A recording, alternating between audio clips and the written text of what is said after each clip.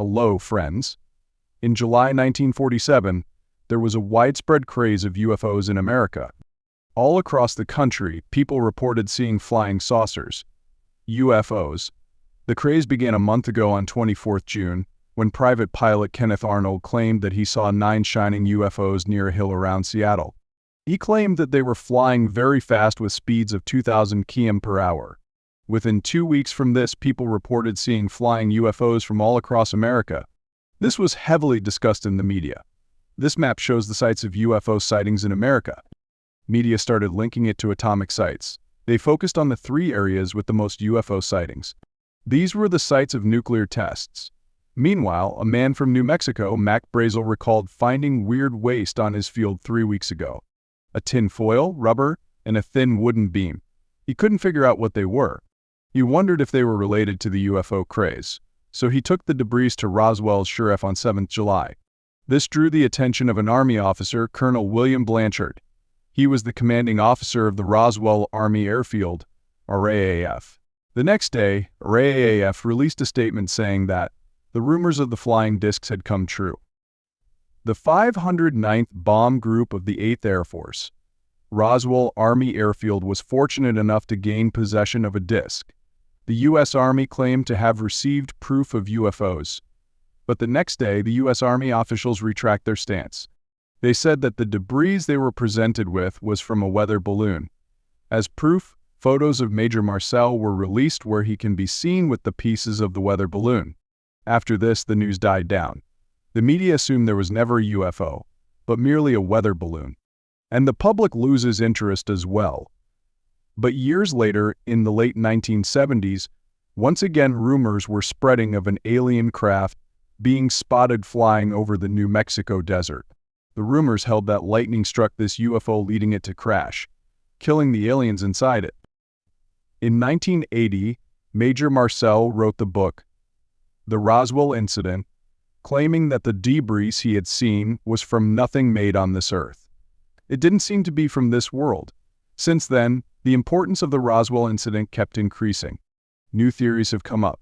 People claim that in the UFO crash a living alien was discovered, and that the U.S. Army has kept the alien at a secret base, and some people believe that till now, the alien is imprisoned at a top-secret base, and that the U.S. Army is trying to reverse engineer alien technology and research on alien life. But this is happening at a top-secret location, Area 51. Come, let's understand this mystery in this video. Since the late 1940s, Americans have been fascinated by a mysterious region in Nevada known as Area 51. What exactly goes on at Area 51? Area 51. The Air Force has recently made public an archive of UFO reports and investigations. Are there any alien remains in Area 51? Friends, Area 51 is actually a U.S. military facility found in the middle of a desert, miles away from the closest cities. Going there, trespassing, and going inside the facility is absolutely not allowed for people. Outside, you'd spot such signboards. Photography of this area is prohibited. In case of any suspicious activity here, it would be met with deadly force. There are repeated warnings on the signboards. So what's in there? There was an interesting incident a few years ago involving Area 51. In June 2019, Joe Rogan invited Bob Lazar on his podcast. Joe Rogan is a very famous podcaster, and Bob Lazar is a cult figure who believes in things like UFOs. He claimed to have deeply studied flying saucers and the Area 51. He claims that he was a researcher in Area 51. There, he researched alien technology, and he was tasked with reverse engineering alien technology and improving our modern technology using that. This project was to back-engineer the alien craft. I went through the hangar door, and inside the hangar door was the disc, the flying saucer that I worked on. After listening to this podcast, a college student named Maddie Roberts was inspired. He wanted to know what the government was trying to hide. He knew that if people tried to discover the truth individually, the government would be able to stop them and silence them. But if a large crowd goes there to infiltrate Area 51, He claimed that the government would not be able to stop them. He created a Facebook event, Storm Area 51, They Can't Stop All of Yous. In this event, he suggested that people gather at Area 51 at 3 a.m. on 20th September 2019 to come together and coordinate how to infiltrate the top-secret facility. This Facebook event was a prank. This included some weird things as well, such as doing the Naruto run. In case the military tried to fire at them, the post claimed that they could dodge the bullets by running faster with Naruto run. As seen in this video, Naruto is a Japanese manga series in which the main character runs like this. Reading this, it was clear that this was a prank event, but people are weirder, they started taking it seriously. By August end, more than 2 million people confirmed their attendance to this event to storm Area 51. When Matty Roberts saw that his prank event was so popular, he was scared. What started as a joke on Facebook has now reached millions of people and is turning into an alien enthusiast fest. I just created the joke while I was playing video games, man. And it's taken off to this, like, absolutely wild monstrosity. The FBI just showed up at 10 a.m. I was kinda scared at this point. Following this, he released a statement saying, "Hello, US government." He explicitly said he was not responsible. For these 2 million people who had shown an interest in coming to the Area 51, it wasn't so easy for them to do so. Because to storm Area 51, one has to reach Area 51 first. And as I told you, this area is in the middle of a desert. There's nothing else for a long distance. A 250 kilometers long highway goes through this desert, but you won't even find a gas station on this highway. In the summer mornings, the temperature here is above 40°C, and the only thing in this desert near Area 51 is a small village, Rachel. The population of this village was 54. As of 2019. Not 54,000 or 5,400, only 54. The reason why this area is so isolated is that Area 51 is on the largest government-controlled land in America, the Nevada Test and Training Ranger, and this area is spread over more than 12,000 km². Beside this facility is another restricted military facility, the Nevada Test Site, where America had carried out testing of nuclear weapons during the 1950s to the 1990s. Obviously, if nuclear weapons are being tested at some place where nuclear weapons go off, it is crucial to make this a restricted site. Actually, before we talk more about this event, it is essential to understand the history of Area 51. And in history, there was the Cold War. I've talked about the Cold War in so many videos that could be a separate playlist in itself. But so many events in recent history, all over the world, are related to the Cold War. There's no end to it. Friends, Area 51 was actually created during the Cold War when there was rivalry between America and the Soviet Union. Paranoia was growing about communist infiltration of unions in the entertainment industry and in the military and government itself. This was created as a testing and development facility for aircraft.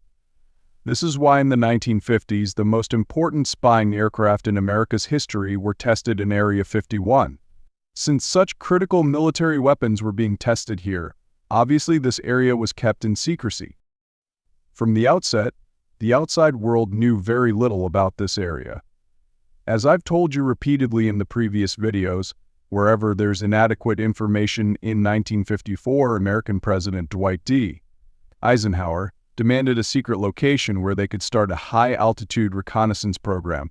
The story of top-secret reconnaissance aircraft really begins midway in the 20th century.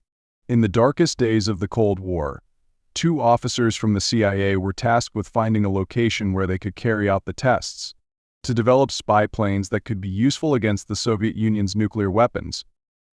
In her book Area 51, An Uncensored History of America's Top-Secret Military Base, Annie Jacobson claims that how she found a secret base in the middle of a dried-up lake bed in Nevada. It was a vast dry lake bed, known as Groom Lake today. It is known by another name, Area 51. This was already a classified area where the government was testing nuclear weapons. In Area 51, spy aircraft were being made. Two spy aircraft stood out extraordinarily. The U-2 spy airplane, which looked like this. When the Soviet Union tested their first atomic bomb in 1949, it was almost impossible for America to find out what was happening there, because they did not have satellites. In 1953, President Eisenhower launched a covert CIA program, Project Aquatone. An airplane was to be built on a $22 million budget that could fly 4,800 km without refueling, carrying 320 kg of cameras with it, and flying at an altitude of 21,000 m. An aircraft that would go undetected on radar and by anti-aircraft missiles. This is how their U-2 spy plane, one of the most important spy planes in America's history. Over the next few years, America was largely successful in spying over the Soviet Union using this plane. But on 1st May 1960, a U-2 aircraft was taken down by a missile. CIA pilot Francis Gary Powers was shot out of the sky in his U-2, his aircraft destroyed. Years of hard-won secrecy for the U.S. intelligence community were wiped out in a month. America was forced to admit that they were spying. But the military was pressured by the government to develop a plane that could not be shot down, that could fly faster and be more secretive. This was the birth of the Lockheed SR-71 Blackbird. That is still the fastest flying aircraft. Its max speed is 3,400 km per hour and can fly at an altitude of 24,000 m. So fast and so high that there's no chance of it being shot down. It was very important to keep this crucial plane a secret, especially during the ongoing Cold War between America and the Soviet Union. So how could they have tested the plane while keeping it a secret from the world? The CIA used UFOs. The conspiracy theory of UFOs flying around. In the language of the U.S. Department of Defense, these are unidentified aerial phenomena. CIA gave wind to these conspiracy theories. The UFOs being spotted around the sky, neither do they deny the claims, nor do they reveal the truth. The weird-looking, fast-flying, unidentified objects, were they alien flying saucers? This proved to be a good way for the CIA to keep this program a secret. They let people believe that they were alien flying saucers. No one would thus find out that they were U.S.'s top secret military aircraft. This is said to be the reason why the flying saucer theory from the Roswell incident was allowed to run on the media and in newspapers for a day. But at the same time, the CIA knew that if the government admitted the existence of aliens, and that they were running experiments on aliens, that would create an outcry in the country that could lead to widespread fear and paranoia among people. That's why, a day later, they released a statement saying that it was a weather balloon. At the beginning of this video, I told you about how in the 1970s, the rumors of the UFOs reemerged. Because the Blackbird SR-71 aircraft were being tested during the 1970s. The SR-71 roared skywards with maximum afterburner thrust. A legendary pilot was taking the first ever flight in a legendary airplane. What were the actual facts? We found out in 1994. But even after knowing the facts, some people still fanned the conspiracy theories. Area 51 being associated with aliens. The reason for that is said to be conspiracy theorists like Bob Lazar. In 1989, he claimed that he worked in Area 51 Sector Force 4. He claimed to have worked on an alien spacecraft as contracted by the government. But today, several credible, neutral experts believe that he is making up things. So the event that was taking place because of him, what happened to the 2 million people who wanted to come? The military personnel in charge of security expected, since getting to Area 51 was so difficult due to how isolated it is, they expected only 30,000 people out of the 2 million to actually come. Storm Area 51 event had turned into a music party event, and the theme was aliens. Roberts started calling this event Alien Stock. But when this day actually came, only 6,000 of the expected 30,000 were there. Most people knew that there are no infrastructure or major cities nearby, so they came with tents. They came in big vehicles, pitched their tents, and partied. On the other hand, The government was quite concerned with this event. They had no idea how many people would turn up. So the number of police personnel at this event was more than the people actually participating in this event. Thankfully, this was a peaceful event. People had fun, partied, and no one tried to actually get into Area 51. No property was damaged, but the sheriff of the area says that the large number of police officers that had to be called in cost about $300,000. Now, if we get back to the Roswell incident, let's look at its explanation. When the military claimed the debris to be from a weather balloon. Friends, in 1994 we found out when the U.S. Air Force revealed that it was a nuclear surveillance balloon, a spy device developed under Project Mogul, so that when the Soviet Union tested its nuclear weapons they could detect sound waves from a large distance. By using the balloons? Another reason for the spread of these conspiracy theories is the repeated misstatements from the government. And then, when they came out with another statement in 1994, people were skeptical about believing it. People's trust in the government statements had eroded. That's why, even after the explanation, the conspiracy theories kept going around. But the truth remains, if you notice the sighting of the airplanes, the normal passenger aircraft, they fly at an altitude of 10,000 m to 20,000 m. But these military aircraft, such as U-1 and Sur-71, they flew at 12,000 m, even 18,000 m. In fact, SR-71's maximum altitude was 26,000 m. They were normally tested a little before sunset. So think about it. Friends, when these unconventional-looking aircraft were flying at such a height, while the sun was about to set and the sun's rays would shine on it, it would look like the aircraft is flying.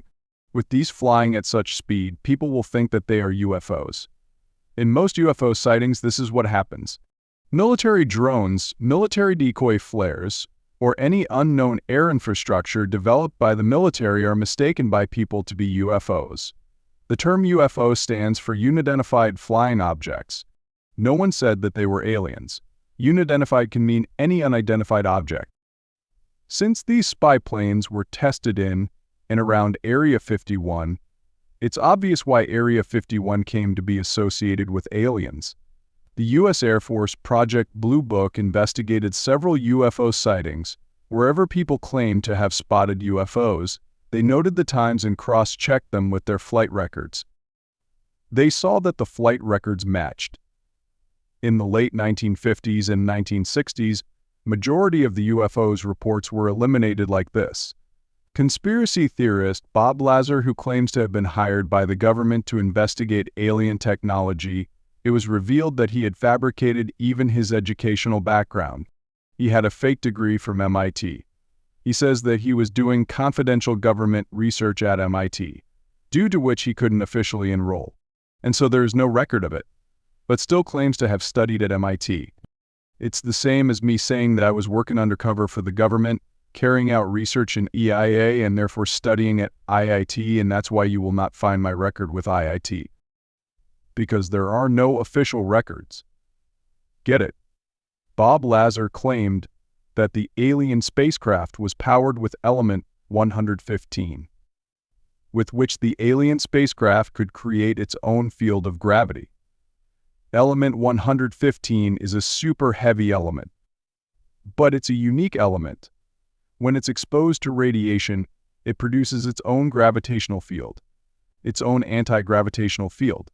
That's used to lift and propel the craft and to create distortions around it.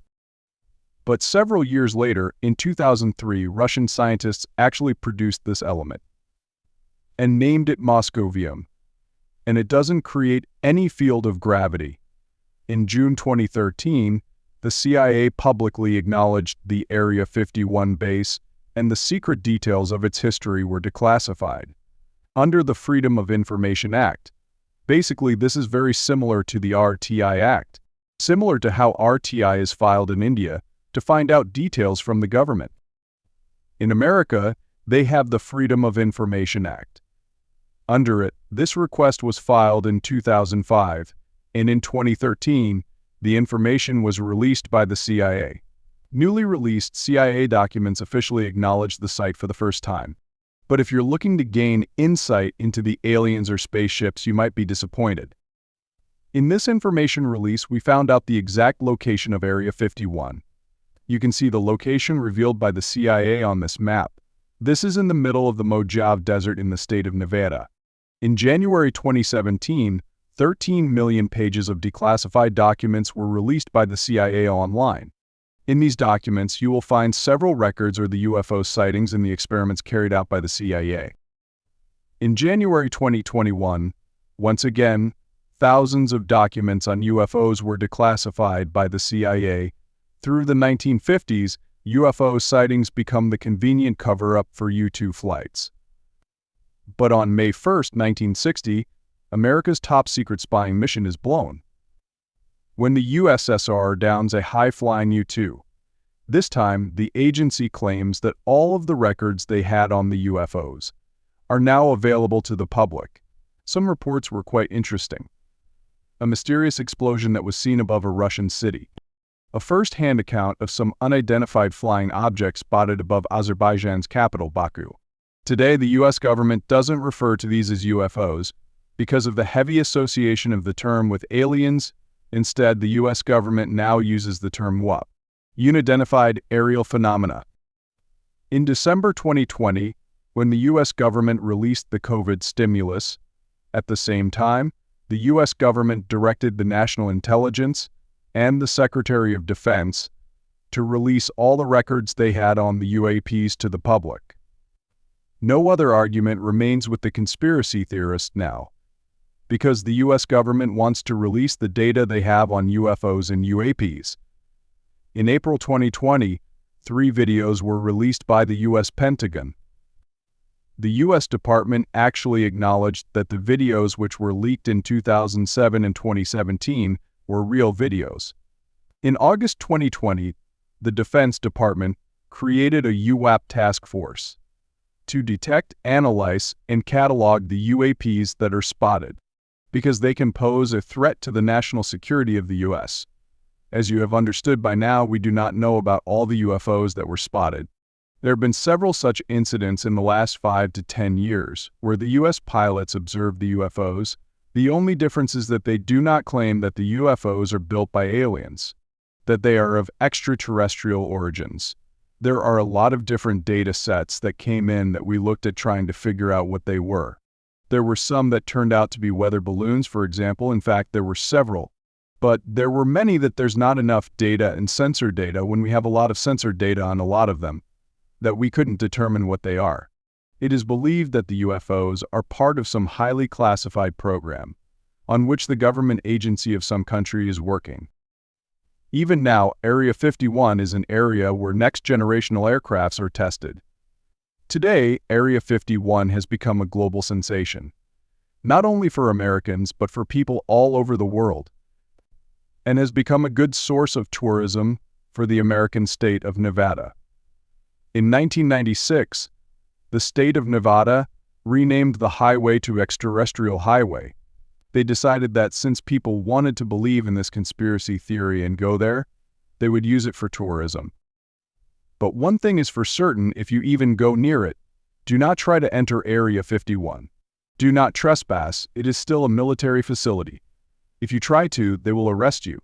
A Dutch YouTuber, Thijs Granzier, tried to trespass into Thijs Granzier, due to which he had to spend 3 days in jail, and identified themselves as YouTubers, who acknowledged that they saw the new trespassing signs at the Mercury Highway entrance, and went in anyway.